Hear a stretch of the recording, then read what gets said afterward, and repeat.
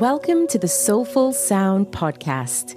This podcast is about celebrating the leaders, teachers, and coaches who guide fellow humans to connect, heal, and discover themselves so they can express their gifts into the world. I am Simone Niles, a coach, sound healer, vocalist, and author. Thank you for being here with me today. In this episode of the Soulfull Sound podcast, I'm joined by the beautiful Juliet Russell, who is a singer, composer, vocal coach, and choir director. She is passionate about supporting individuals and communities to develop their voices and creativity. Juliet is a vocal coach on ITV's The Voice Kids, and BBC's Michael McIntyre's Big Show. She has also worked with Grammy, Brit, MTV Europe, and Mobo Award-winning artists. She has collaborated and performed with innovative artists such as Damon Albarn, Imogen Heap, Paloma Faith, Alt J, Yoko Ono, Seal, to name a few, and Ringo Starr. Committed to artist development, Juliet mentors and coaches emerging artists, working with management, record and publishing companies, as well as independent artists. In this episode, Juliet shares her story around music and helping to uplift and inspire communities. She talks about her healing journey with sound and how she serves others. Juliet drops some wisdom for aspiring creatives and discusses what she would like to see change in the music industry. We also speak about tuning in to our intuition and using fear as an ally. Super cool episode. I'd love you to join us. I'm so excited to welcome a very, very dear friend of mine. Juliet Russell is a music maker, educator, and creative director who specializes in singing and voice work. Thanks so much for joining me today. It's such a pleasure. It's good for us to hang out. So I know, the yeah. fact that it's recorded is neither here nor there. That's right. Absolutely right. So I know that a lot of the work you do and have done over the many years has been about making communities better. And I often say that healing starts at home. And so it's really great to, have been a part of the work that you've done and a part of your vision, and also to witness how you empower communities through sound and through voice. So could you tell us a little bit about your story, how all of that started for you? Yeah, I think for me, I've sort of started teaching and singing at a young age. So I started singing. That's kind of singing was my natural response to things, even as a child. And my mum used to say, like, stop humming. And I wasn't even aware I was doing it. I'd just be sounding all the time. And I started writing songs really young. Like I wrote a song when I was at primary school, and it was about going to school, obviously, because that's pretty much all I knew. That was life back then. So it wasn't a bestseller or anything. And then when I was 16, I started teaching. I led a choir at my school. And I was very lucky that where I grew up, there was a lot of, there was a really good music service. And so I went to choir from quite young. I think it was free. I'm pretty sure it was free. And then graduated into the secondary school choir when I did that. And I could always just kind of hear harmonies and, I don't know, even with my toys, they were in a group and like they would all sing. And that's so cool. Sounds very, very familiar to me as well. So then I suppose in the community that was around me, in my school community, I was already making music and sharing music. Yeah. But I didn't really, not in a conscious way. It was just we had a competition at school, and it was a choir competition, and I led it, and we did well. And then when I went to Liverpool at college, after I finished college, I stayed in Liverpool because I was doing a sort of arts conversion course, which is about turning your creative idea into a reality. And I met Jennifer John and then Safina Aziz and Perilene Hughes. And we set up Sense of Sound, and really quite quickly within meeting. And that was really the catalyst to, initially it was about empowering women and kind of being agents on each other's behalf. So Brilliant. Negotiating for good salaries and that kind of thing. But also Jenny was already running a weekly workshop, we actually met in a nightclub, but then I started going to her weekly workshop and I started leading it with her. So really that was that. And for us, there was no real difference between working in the community and working in the music industry. Enough we'd act as a bridge between that. And I think doing that sort of in my 20s, I was 25 when we set that up. It's just ingrained within me. And also I think you're aware, if you do music, how it can transform you and people around you. And so why not use it for that? I think singing is something all humans have evolved to do. So to tap into that is actually tapping into something that's part of us, and it's beyond verbal expression. It's something else. That's beautiful. And how are you using sound now? Because I know that you've got so many things going on in your life, from, running a festival to this wonderful creative salon where you're sharing and, celebrating so much within the arts. So talk a little bit about what you're doing now with music. Well, I'm on quite an interesting journey with my own voice and with my own practice generally, because I've been kind of having a period of, I suppose, spiritual growth, I would call it. And I went to New York last year, and I went to, I studied with Meredith Monk, who's kind of, it wasn't actually her, it was people from her company, and it was all about voice and movement, and it was very liberating. And I kind of kept that with me very much. So at the moment, I'm really enjoying the fluid aspects of my voice and the effortlessness of my voice. And that's something I'm really keen to share with others, like really appreciate the sound that you have. And when you're feeling very open and free, your voice does what it does. And equally, because your voice is in your body and it's in your life, respond to it as it is each day. It doesn't have to be the biggest notes, it's just like, love what it is and be in what it is. So that's kind of where I'm up to with all of that. And I think that's so important, because I know, obviously teaching and coaching myself and being a singer myself, certainly working, whether it's in universities and things like that, following curriculums and teaching techniques, sometimes that part is lost. We get so much into teaching certain ways of doing things, and obviously students coming and wanting to have particular, technical abilities and different effects and things on their voice, depending on what they want to do in their career. And I think for me, I've certainly in the last, I would say 5 years for sure, come back to that place, as you say, of this is my sound. And how can I, really connect with that and let it out with all its vulnerabilities, its strengths, its weaknesses, not judging it, and then being able to find a place to go from there. So I think it's really incredible. I mean, I'm not surprised that that's kind of stuff that you're doing as well. Well, also, when you were speaking, it really made me sort of think that thing that every person's voice is as unique as their fingerprint. And that's the beauty of the human voice is, you know instantly when someone phones you, if you know them already, who it is. Yeah. So we all have that sort of vocal signature, if you like, and that can evolve and change. But also really, really understanding that all voices have that uniqueness and that signature to them. Yeah. And so curiously, I would want to know if you're working with someone, because you work from that approach where, similar to me, you are looking at that from that vocal signature. What is that authentic and unique sound, and how can we enhance and develop that? What happens when, how do you help someone who's coming into you with, I've learned how to sing like this. This is the voice that I've been taught to use. And they don't feel necessarily that they're connected to that sound and that unique and authentic sound that they have. Yeah, I think that's a really interesting question, because your voice is not just formed in the body. Obviously, it's a physiological phenomenon, but it's also your accent, where you grew up, how loud your family are, the kind of job you do. It's shaped by a lot of culture and social things too.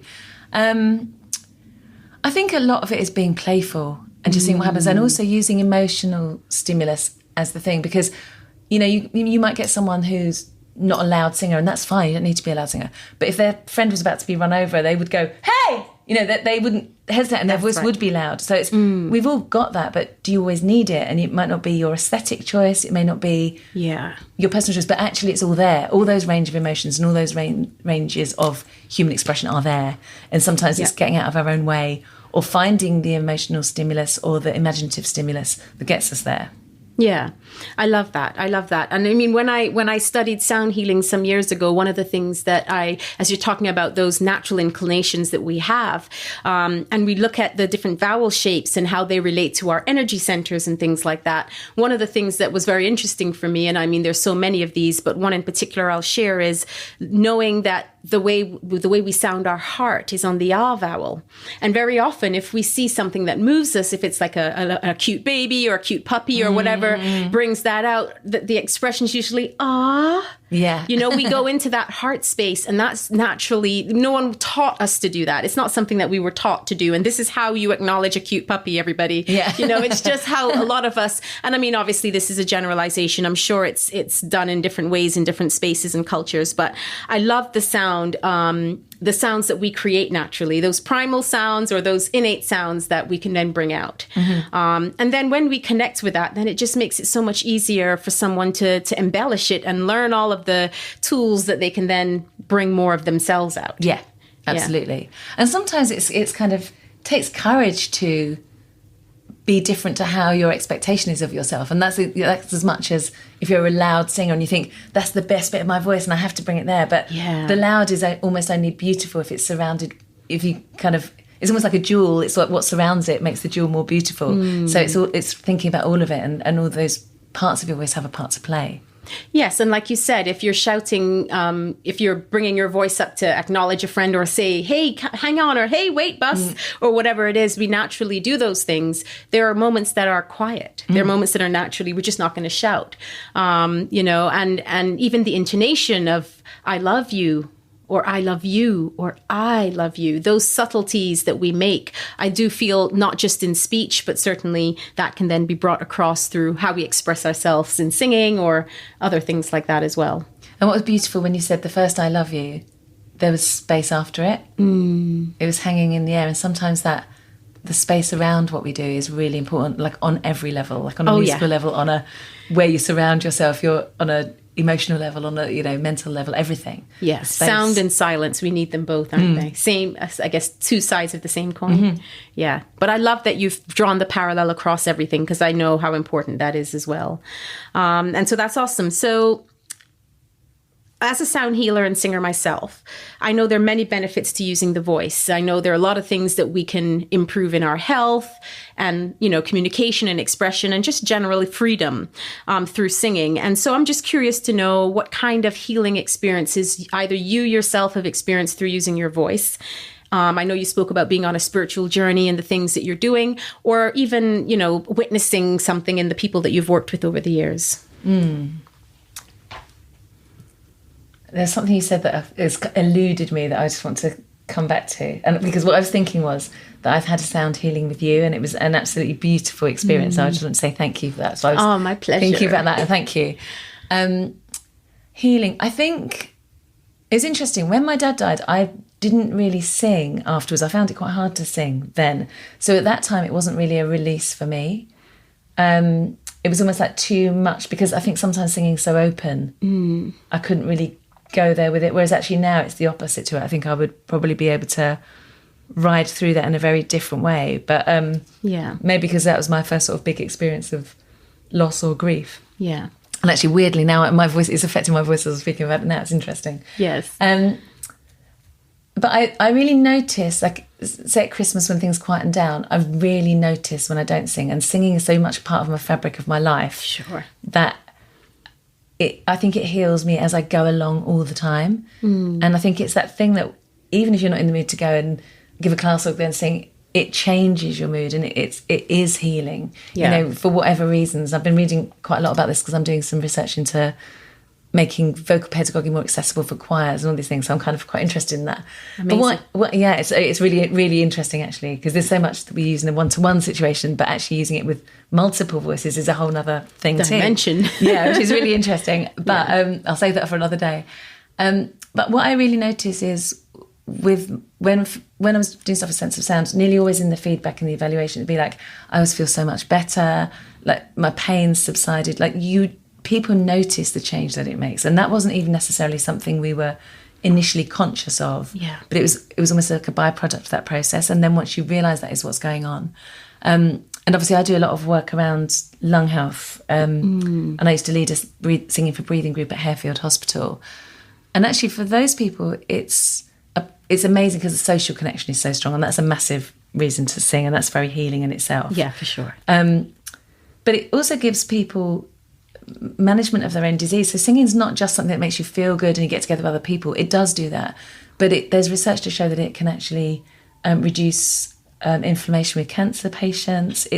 There is a very real thing that it does in terms of healing. So yes, it is a mood lifter, and yes, getting together with other people is that, but it actually does create some quite profound changes. And there's lots of research that's kind of emerging about the influence of the vagal nerve, because the vagal nerve that's connects to our emotional centre connects to all our major organs and goes right through the body. So there's all this kind of, the science is starting to kind of really back this up. So it's a really exciting time for singing, healing, the healing arts. Definitely. I read an article the other day actually about the vagus nerve being if we just sort that out, everything else is great, because it really is that center or focal point for a lot, isn't it? Yeah. And yeah, I mean, in sound, and for a very long time, understanding the music theory behind sound and things like that from a contemporary singing perspective, and then coming across to the sound healing, the way it marries with it is phenomenal. And sound, as you know, is being used a lot in medicine now, and frequencies and stuff like that. So as you talk about lung, people who have lung disease or cancer patients, they're using frequencies to shrink tumors and to create change in some seriously powerful ways. So I'm really excited to see how that all unfolds, and wanting that, we don't take too long. I'm a little bit impatient, I have to admit, because I've seen how powerful it can be. But obviously it's about bringing it in a bit more into the Western medicine, and because we don't have it as much as other cultures. And I think it would be great to bring a lot more of that forward. Yeah, and I think science, that's kind of an interesting thing, because when I was looking at the vagal nerve, I first started reading about that in 2004, and where we're like 15 years later, and now it's only just started to come to be a thing. And so then I was like, this is so, like, to me it was like discovering like an amazing thing that had this potential, but there wasn't enough evidence for it. And it's the same with things like, I think we have to have the research. We have hunches, and obviously it's really important to use your intuition and to find out what works with the people you're working with, and you can do that on a very instinctive level if you listen, and if you listen to, But equally, I think it's really lovely to have that whole scientific research that then says for sure this, because it means that anyone who's skeptical or anyone, they have that another frame of reference that may be more appealing to them. I absolutely agree. I guess for me, it's more that the science is there. So now what are we going to do with it? Yeah. And spread the word about it. Yeah, spread the word about it. Because I agree. I don't think it's got to be wishy-washy and, pull it out the sky and hope it all works. I agree. There must be, we have to have both, heart and head. It's all about balancing both. So I absolutely 100% agree on that. So you've been doing a lot of stuff in the world of music. We work together a lot. So I know that you work on The Voice UK, and you do a lot of stuff on television. You work with choirs. As you said, you work with lung health patients and in hospitals and stuff like that. I don't actually at the moment, but I did do that for a long time. And I do research based on that, and I've created a toolkit for that. So sure. So many things that you've done. I'm curious to know what kind of obstacles have come up in your life or career so far, and maybe if you can share how you've overcome them, one or two ways that you've overcome them. I think for me, probably my biggest learning has been to slow down. Like my natural pace is to move from one thing to another really quickly. And I think I've only really relatively recently appreciated the value of reflection, because I'll often finish something and then it's gone, it's moved on. And actually what I'm realising is that the reflection gives you the opportunity to almost acknowledge and improve.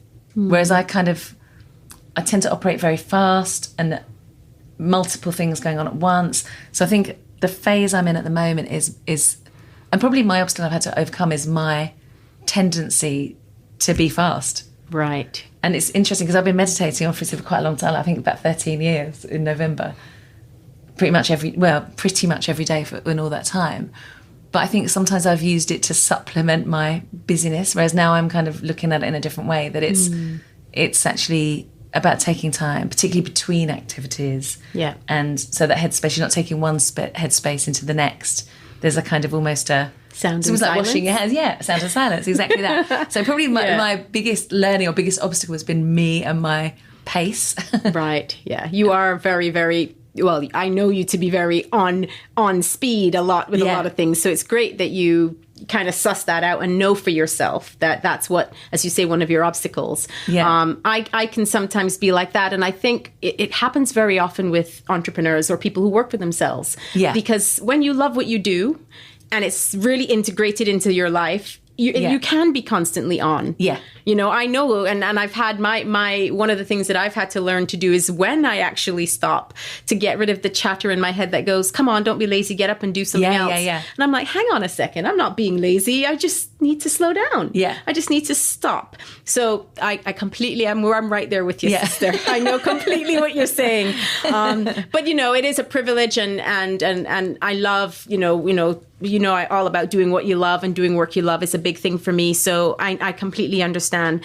And I wanted to ask you actually about your self-care tips, being really busy in the music industry and the creative industry in general, because it can be such a hectic industry. Mm-hmm. So you said that meditation is something you've been doing for a while. Are there any other things that you do to help you kind of cope with the busyness of what your life can be sometimes? Well, I think generally, this is not really a self-care thing, but it's what I'm drawn to. I only really do things that I like. So great. I really try and avoid doing things I don't like in work or in anything. I really try. Nothing really feels like a chore. Great. Maybe sometimes doing my invoices or something, but not generally. When I'm working with people, it feels like a delight. So that helps massively. But in terms of self-care, I'm vegan, so I eat healthily. I do try and spend time in nature. Like I'm lucky that I've got a garden in London. Yeah. But also I go to the park a lot. I'm really interested in the natural world, and I take time out to do that. I'm good at going on holiday. Oh, good. I'm good at taking breaks. I'm not so good at when I'm at home as taking breaks, but I'm good at when I'm away. I don't really think about work. I use that as real feeding That's time, awesome. and so I'm good at switching off when I do take time to switch off.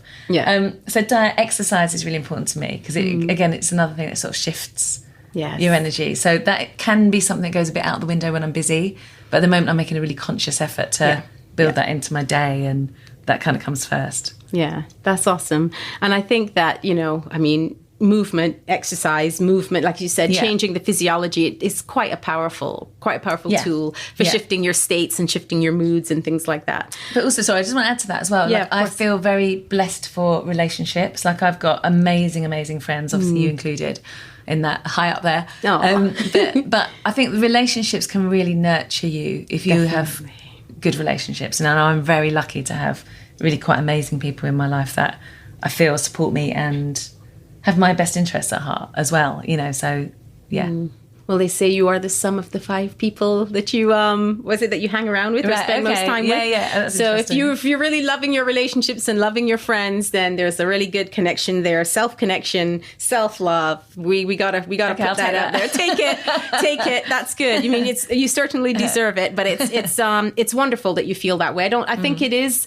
There are a lot of people that don't. So it's wonderful when you can acknowledge that you have a great support system, and I think that's wonderful. And I'm glad to be included in that. Yeah, absolutely. As you are for me, as you know. We're having a love fest right now.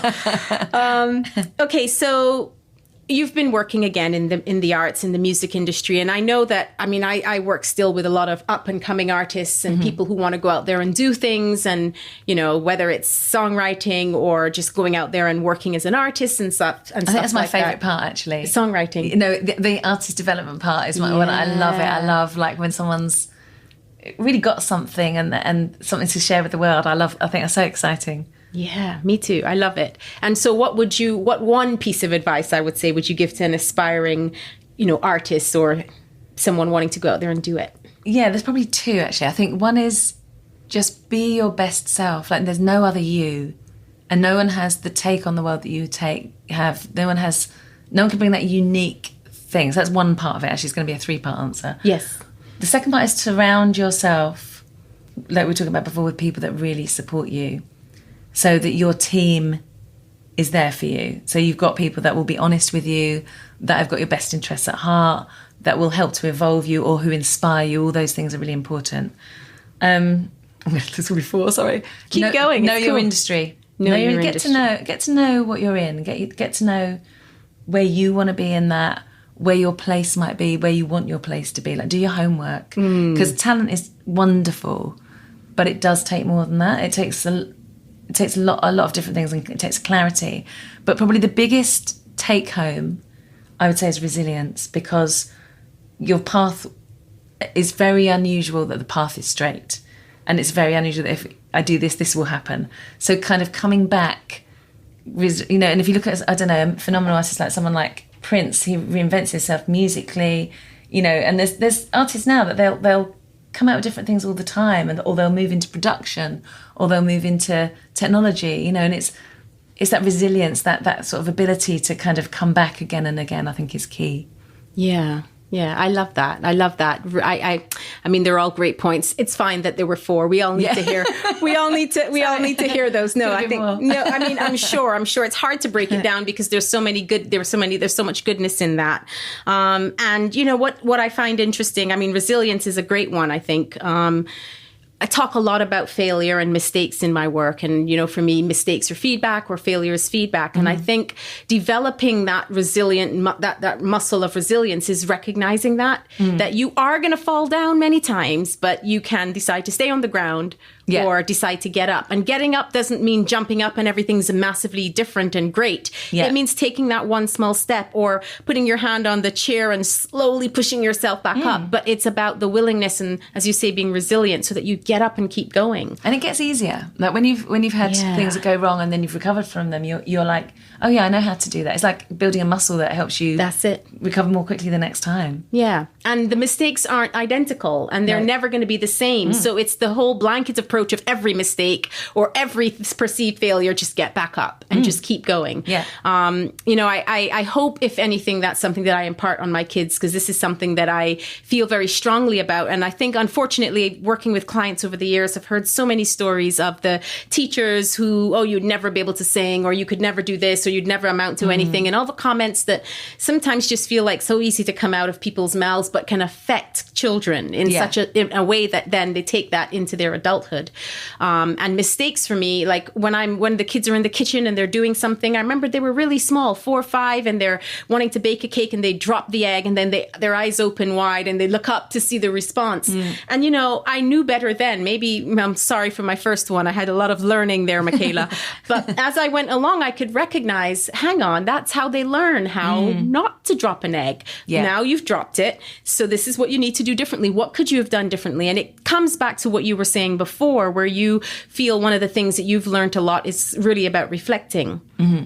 And I talk about, which I'm going to add your resilience to, but I talk about the 3 R's. So I call them the 3 R's, which is review, reflect, and refine. And I talk about this from a business perspective, from just your life perspective, that there are always going to be things that you just need to review, and you need to reflect on them, think about them, and then refine them so that they're better the next time. Yeah, I'm really glad that was a really interesting context for what you said before, actually, because sometimes a mistake or a failure or whatever just is a clue that maybe you're not on the exact right thing. Yeah. Because usually once you are, things automatically become very easier, and there's a sort of fluidity and a freedom and an energy kind of comes with that. Yeah. So it's almost not like you want to kind of fail, get up, do it again, fail, get up, do it again. You want to kind of go, so that reflect, review, that's it. Is refine, is great. It's a great way of thinking about it. Yeah, it's like, okay, so that didn't work, so let's see what else could work. And how can I maybe tweak this or change direction, things like that, which for me has been very, very helpful in my business for sure. Because, you know, it's a lot of learning curves, certainly when you're building your own business or an entrepreneur and you haven't gone to business school, you're learning on the ground. And so that reflection and that reviewing and refining has been a big part. But I might just steal resilience and put that and be the 4th R and might call it the 4th R's, because I absolutely think that resilience is underrated and underused, and I think it's a massive part of success. And I put that in inverted commas, because we all have our different version of what success is. Yeah. But in order to succeed at anything, in whatever way or shape or form that is for you, you need to keep going. Because the nature of life and movement and energy and matter it is not static. It's always moving. No, and you might as well be at the front end of your change rather than dragged along by it, because life is going to change anyway. I love that. I love that. I think that might have to be the quote I steal from you and put on your on this with this piece. Don't be dragged, people. Be at the forefront of your change. I absolutely love that. So what sound do you love? Ooh. Well, there's loads of sounds I love. In terms of musical sounds, I love things that have a sort of yearning to them, like oboe or French horn, or that sort of a bit like came out of the ether sounds. But I love loads of sounds. I like people laughing, really makes me laugh. And obviously we were with a big group of vocal coaches before, and I love the fact that the volume is so high. And there was a time I was with my choir at a theatre, and I was outside the room, they didn't know I was there, and I could hear them all talking. It was like a flock of amazing exotic birds. The volume was like so much bigger than 20 people. So I don't know, I like the sounds of life, I like, and it's interesting with sound because I don't know, like my dog died last year and I videoed him before he died, not as he was dying obviously, but I was like videoing him and watching him in the garden and things. And I always think our garden is really, really quiet. And then when I listen back to the film, I can hear all the traffic and everything. And it's really weird how you filter out the sounds. So I actually really like that you can choose the sounds that you want to listen to as well, or your brain does too. So another long answer. Sorry, Sim. No, that's okay. Long answers are fine. But thank goodness that we can filter out some of the sounds around us. It's so important. Like I grew up both in Barbados and then living in London. I've grown up and lived pretty close to airports. Mm-hmm. And I don't notice the plane passing unless I'm on the phone or I'm watching TV and I can hear it because it's disturbing or distracting me from something else. Yeah. But often I have people and they're like, oh my gosh, what is that? Or is that a plane? And I didn't even notice the plane passing. So we do filter things out. We do get used to things. And I love that part of our brain that I always talk about in my work. Anyone that's read any of my articles or listened to it, I talk about the reticular activating system a lot because it is that part of our brain, the RAS, which stands at attention. It's part that is responsible for sleep to wake arousals, part of our respiratory system as well. But really most interestingly, how I talk about it mostly is that it's direction oriented. Mm-hmm. It's the part that stands attention when we put our attention or focus somewhere. It's also the part that stands attention based on the programming that we have in our brain. Mm-hmm. So, for example, if you're in a loud, busy airport or train station, it's like lots of background noise. And all of a sudden you hear on the PA system, well, Juliet Russell, please come to gate 145. Straight away, you've heard your name above all of those millions of other noises around you and can go to the desk. It's also interesting how when you use it and you understand it and can use it to your advantage, where you direct it in a particular place so that something can be manifested. So while I'm all about the law of attraction and manifesting and things like that, I also like this neurological and scientific side because it's like those moments where, and I know you're a shoes woman, so I'll talk about shoes, but it's like you see this great pair of shoes and I have to get these pair of shoes. And then all of a sudden you see other people wearing similar shoes to the ones you just thought I have to get. Yeah. It's that RAS is turned on and it's like on radar is beeping. Beep, beep, beep, beep. There are those shoes you just said you're going to get. So I love those, I don't want to say synchronicities, but I love those things that we can recognize what's possible and use them. Yeah, and it's like when you discover a new word, suddenly you see it everywhere. Or you see, it's like, I've never seen this word in my life and now it's here and it's here. Yeah. So I love that sort of switching on another level. And I always like paying attention to those things too. Those things that sort of crop up timely, and it might just be that for you that's significant at that time, but I like that. It kind of, for me, it's like a little sign you're on the right lines. Yeah, it is. I mean, and then you can obviously use it in a way that you recognize it as a possibility, or just being, as you used the word intuitive earlier, just connecting with yourself and that intuition and being guided by things around you. I'm very much about intuition. I love all of that. I make a lot of decisions from there, which for a lot of people doesn't make sense because, hey, your head's not involved. But I know the more I practice really tuning into that intuitive part of myself, that it really guides me in a much better place than when I'm not. And also you're tuning into yourself. So even giving yourself that time and space to listen to yourself. Because I think often intuition is very physical. But if we're sort of pacing and our body's doing other things and it's occupied, you don't really get the chance to listen to your communication on that level. So that's really important. Yeah. And I think it's really important as well to distinguish the difference between just having internal dialogue, which we all have. Yeah.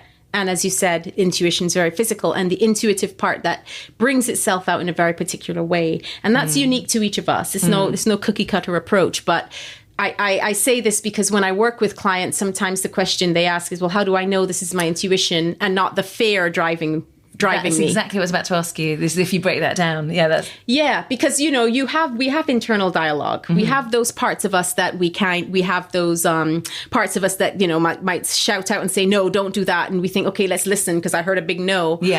For me personally, intuition is very physical, and I've worked out where I feel that connection very much in my heart and my solar plexus, and I feel a strong connection between the two when I'm really in that intuitive space. Definitely there's silence, because that kind of tuning in for me is often where I can hear and feel and sense that more. But also, if you're someone who isn't necessarily connected strongly in that way, I think kinesiology, for example, being able to sense what your body does in certain energy ways is really interesting. So if, for example, you think now, if you do it with me, if you think the word yes over and over in your mind, or I'm just going to say it a few times so that those listening can join in, you're just saying yes, yes, yes, that's in your head or it's out loud, yes, yes, yes. And then you sit quietly. You have a sense in your body of what yes feels like. And equally, if you do the opposite and you go no, no, no, no, whether that's in your head or out loud, no, no, no, and then you pause and you just sit with that, there's something that feels completely different. Now, that takes practice like anything else, and you can test it out and see what it feels like for you. So a lot of the exercises that I've learned over the years with kind of more the kinesiology and tapping techniques around that is that yes often brings an energy forward. If you feel like you want to say yes to something, the energy feels like it wants to go forward and join whatever the yes is going towards. And equally, feels like there's a backward or pulling away from when it's a no. Now, I wanted to say that after so that I wasn't driving the sensation of what anyone might feel. But often that's what happens. And so for me, often when I'm in a situation and I think, should I do this? This is something that I really want to do. And I sit with it for a second. The answer comes. I feel either that I'm going towards it or I'm pulling away from it.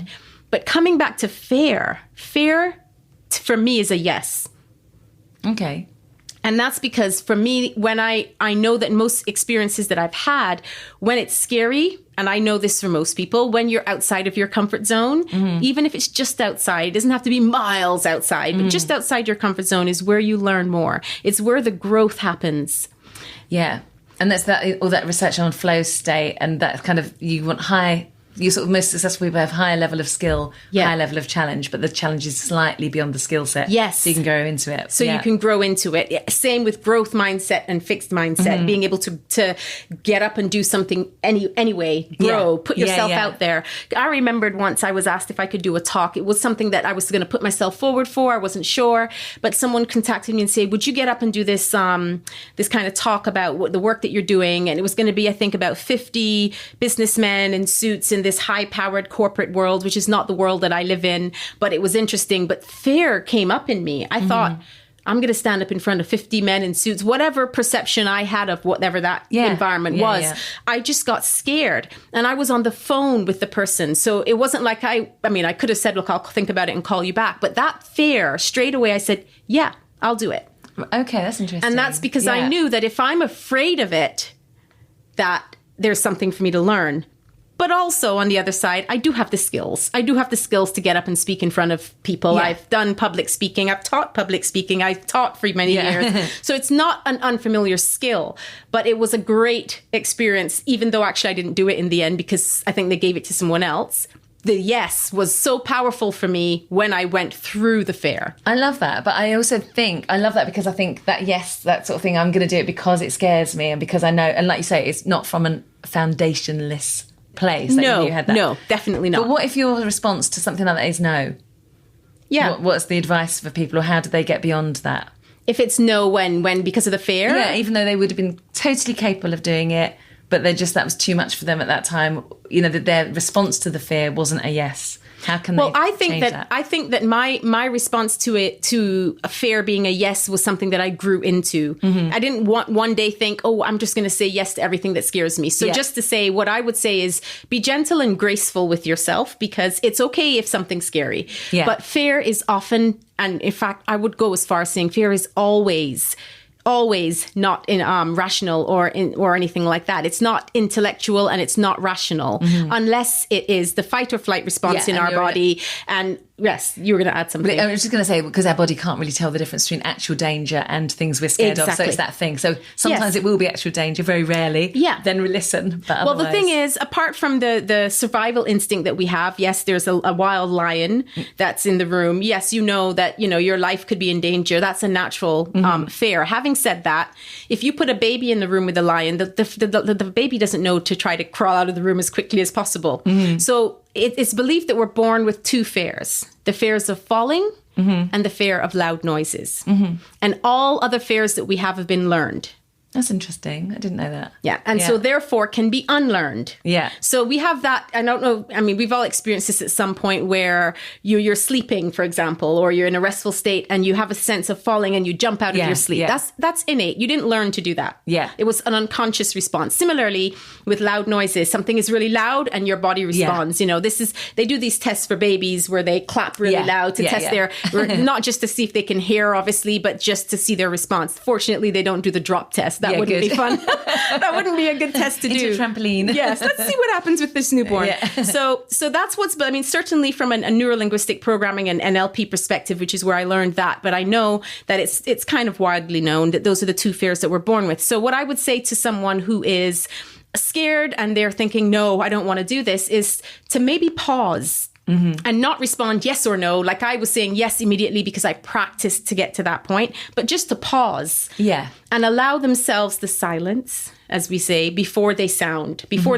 from a place of fear and say no to something that could potentially be a beautiful learning experience. But as you said, it's not foundationless. It's not without ground. You know, you've got the skills to back it up, but you're just afraid of something else. And if you don't have the skills to back it up and you can learn them in time, then I might still say go for it. Yeah. Because it's about being prepared. You're not putting yourself in situations where, you know, I don't want to say setting yourself up for failure, because actually that's okay too.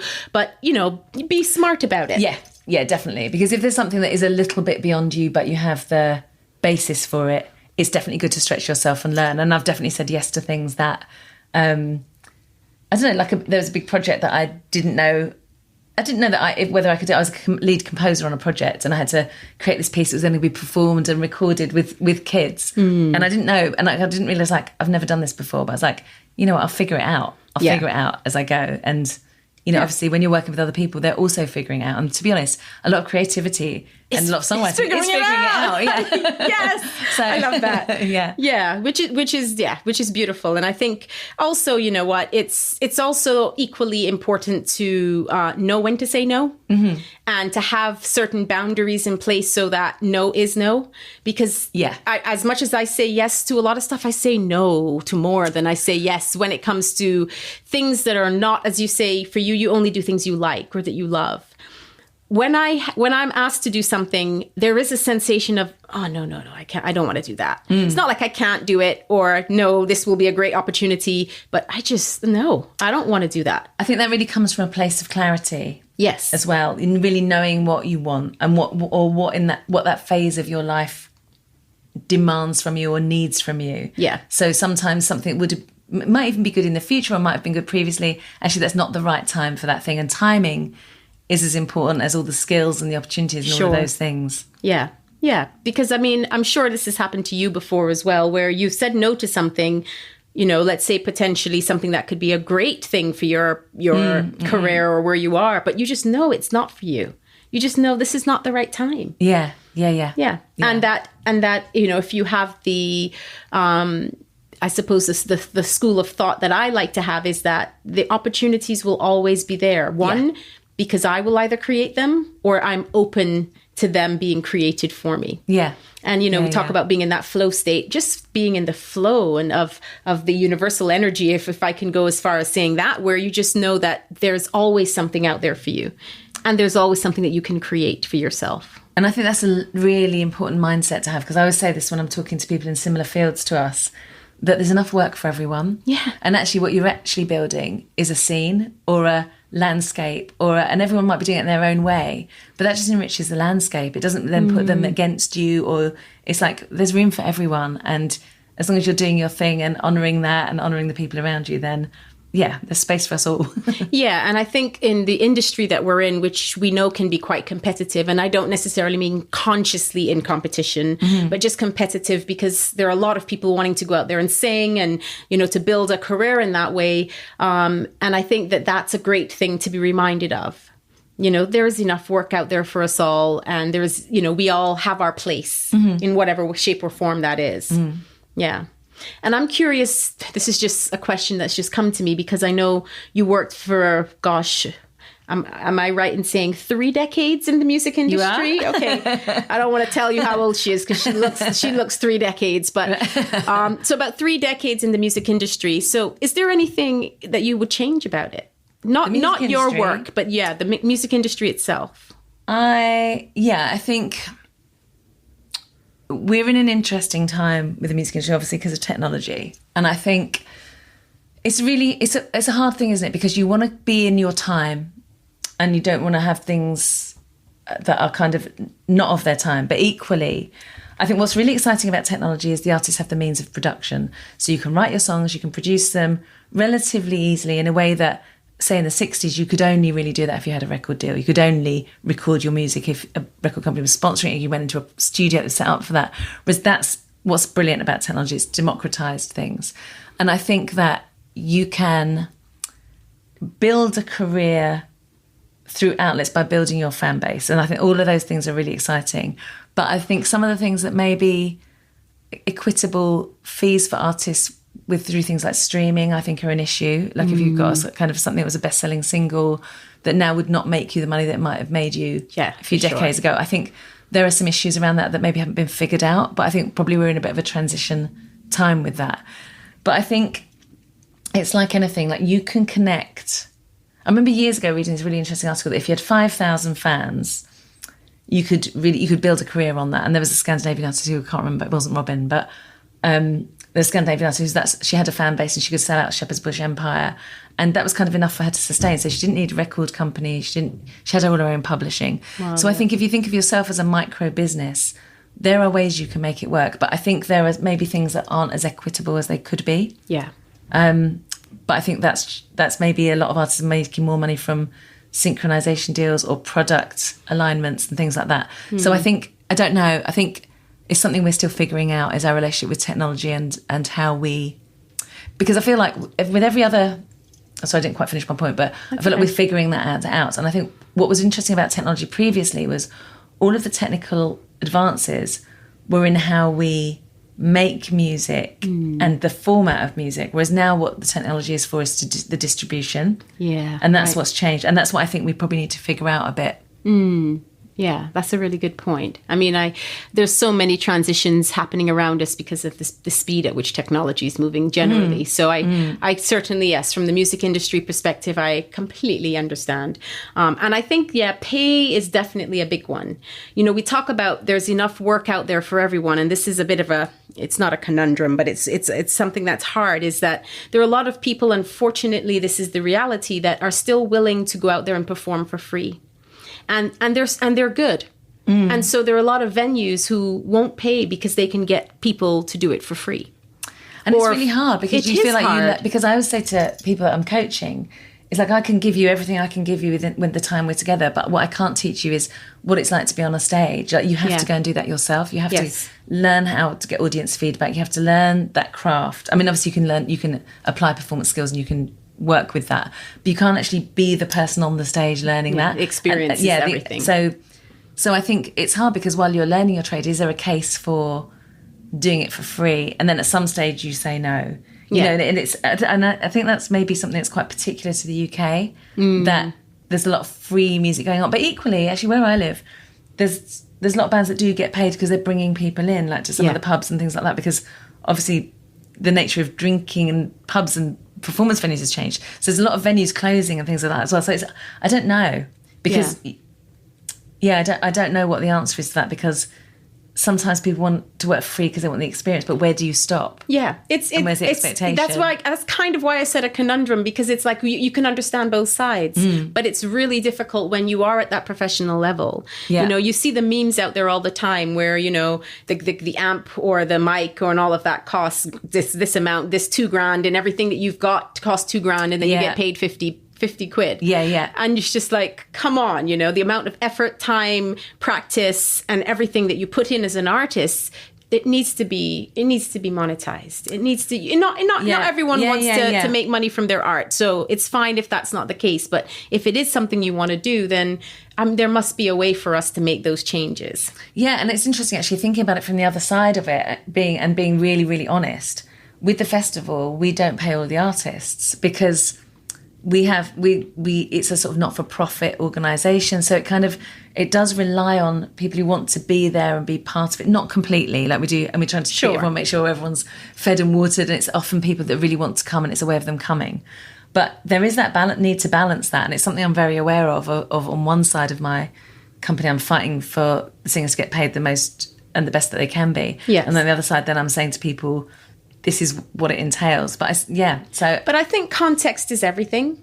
I think that the environment of your festival and what you're creating, and as you said, nonprofit and all the things that you're doing is very different to the work that you're doing when you're bringing singers in for, the type of work that you do. Yeah. So I appreciate that you're being objective and reflecting on it. But it's a very different context, I think. Yeah, but I suppose the principle is the same. So it's an interesting one. It's something I really think about a lot with it, and when we're sort of looking at the budget for that.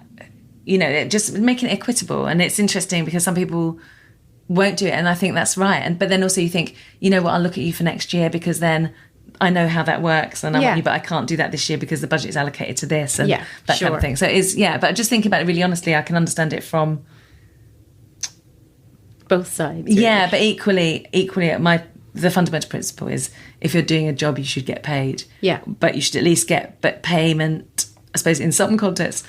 It's not always monetary. No, I was just about to say that. Because the ticket has a value and the thing has a value. Having food and drink has a value. But I suppose it depends where you are. It depends where you are in your career too. Of course it does. I was going to say not everything necessarily needs to be a monetary exchange, because I think as long as there is an exchange for certainly the work that I do, a lot of people that come to me and say, look, I really want to work with you as a coach.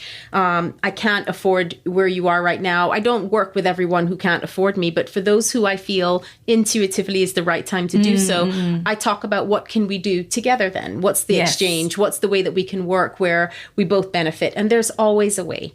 Oh, yeah. There's always a way. So I think it's really important to acknowledge that way of working. We know before currency is as we know it, that currency was something else, wasn't it? Yeah. And also it's really interesting because this came up on a forum that I'm part of about teachers not getting paid. And actually there's a job that I do regularly that I don't get paid for.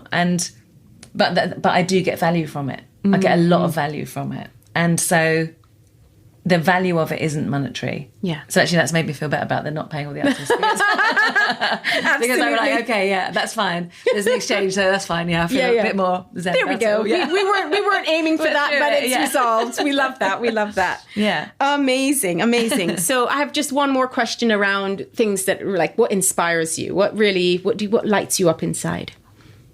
Oh, so much.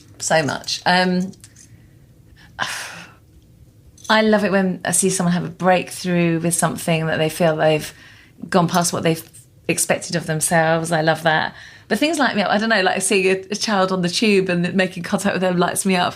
I don't know. Or, even sometimes an animal really takes a shine to you. There's lots of different things light me up. I think, so much. Obviously singing lights me up. So many things. I don't know, one of my friends really having a belly laugh lights me up. I don't know. So many things. And like the beauty in the world, there's so many, like we live on an amazing planet and there's so many amazing people doing amazing things. When you actually think about the scale of it all, it's beyond a miracle. Yeah, and I know there are things that, we're in a funny time in lots of ways and politically and everything. But overall, the sort of, the humanity in people and the planet that we live on and the way that we do connect with things, the way we can connect with nature, with animals, with other species, with the universe. It is like when you actually put things in perspective, we're living on a kind of living, breathing miracle. And we need to fix lots of things to do it so that we continue with that. But life lights me up. I was going to say, that's such a beautiful way to think about it and the way to express it. I could see how lit up you were talking about it, actually. So I believe you. I want to say thank you so much for joining. Oh, thank you. It's always a pleasure to spend time with you. And thank you. For sure. Thank you so much. For sure. Yeah. Connecting with your heart, connecting with your voice. I love it. To connect with and learn more about Juliet, you can go to her website at julietrussell.com and across social media platforms at Juliet Russell and at Juliet Russell Music, I believe. Mm-hmm. Awesome. Yeah.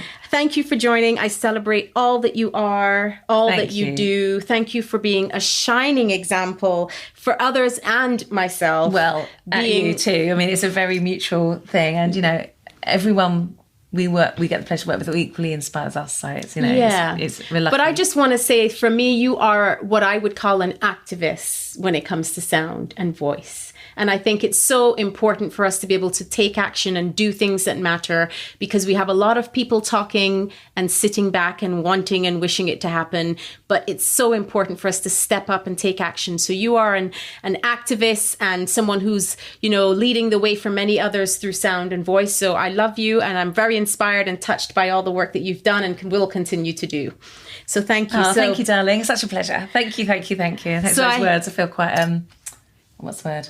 Elevated. Thank you. I appreciate it. Thank you for the appreciation. Oh, for sure. That's really lovely. For sure. Thank you. And so my final question for you is, what is your soulful sound to the world? A self-prayer or desire that you wish upon the world?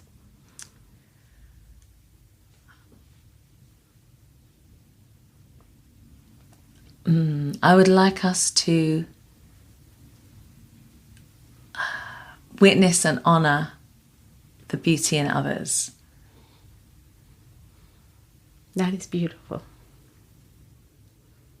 Well, what a better note to end on than that, right? To witness and honor the beauty in others. Well, my darling, I witness your beauty and I feel honored to be a part of your life. So thank you for that wonderful soulful sound wish, and wishing you all the same, that you can go out there in the world and witness the beauty and honor the beauty in others. Lots of love. Thanks. Thank you. Thanks so much for tuning in. I hope you've enjoyed this episode. Please feel free to share it with your friends, and remember to subscribe.